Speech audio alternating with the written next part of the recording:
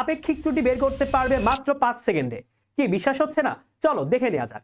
আজকে আমাদের শর্টকাটে ফিজিক্সের পরবর্তী পর্ব, যেই পর্বের নাম ত্রুটি নির্ণয়ে থাকবে না কোনো ত্রুটি।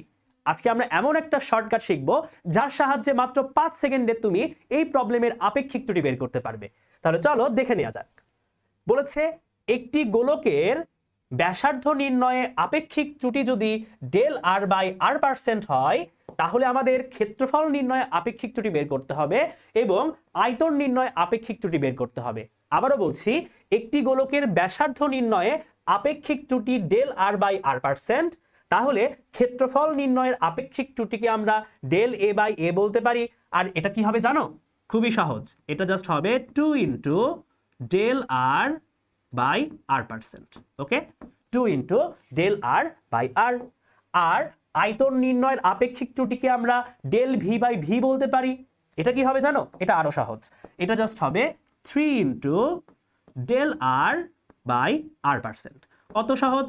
তাহলে ক্ষেত্রফল নির্ণয়ে আপেক্ষিক ত্রুটি হবে 2 into del R by R, আর আয়তন নির্ণয়ের আপেক্ষিক ত্রুটি হবে 3 ইন্টু ডেল আর বাই আর।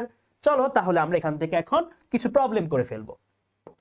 বলেছে কোনো একটি গোলকের ব্যাসার্ধ নির্ণয়ে আপেক্ষিক ত্রুটি 0.5% যদি হয়, তাহলে আয়তন নির্ণয়ে শতকরা আপেক্ষিক ত্রুটি কত? তাহলে এখানে কি বলেছে? ব্যাসার্ধ নির্ণয়ে আপেক্ষিক ত্রুটি। তাহলে ব্যাসার্ধ নির্ণয়ে আপেক্ষিক ত্রুটি বলতে এটা কি দেয়া আছে? এটা দেয়া আছে ডেল আর বাই r% দেয়া আছে। আমাদের এখন বলেছে আয়তন নির্ণয়ে আপেক্ষিক ত্রুটি কত? বলো কত হবে? জাস্ট এটা 3 গুণ হয়ে যাবে। প্রশ্ন করার আগে আমাদের উত্তর শেষ। তাহলে ডেল ভি বাই ভি সমান কি হবে? 3 into del R by R, আর এটা 0.3%, এই 0.5%। তাহলে 0.5 ইন্টু 3 সমান হবে 1.5%। তাহলে আয়তন নির্ণয়ে আপেক্ষিক ত্রুটি হবে 1.5। কত সহজ, কত সহজ দেখেছো? 1.5। তাহলে এই একটা ছোট্ট শর্টকাটের সাহায্যে কিন্তু তুমি এই টাইপের প্রবলেমগুলো সহজেই বের করতে পারবা। একেবারে সহজ, একেবারে সিম্পল। এই কোয়েশ্চেনটা গত বছর না কোন বছর, দেখো গত বছরই কোথায় এসেছে? বোর্ড পরীক্ষায় এসেছে। তোমরা চটপট সলভ করে বলে দাও তো এটার উত্তর কি হবে? উত্তর জানিয়ে দাও কমেন্ট বক্সে।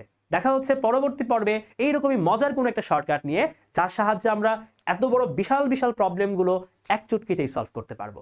সে পর্যন্ত ভালো থাকো, সুস্থ থাকো। সবাইকে আসসালামু আলাইকুম।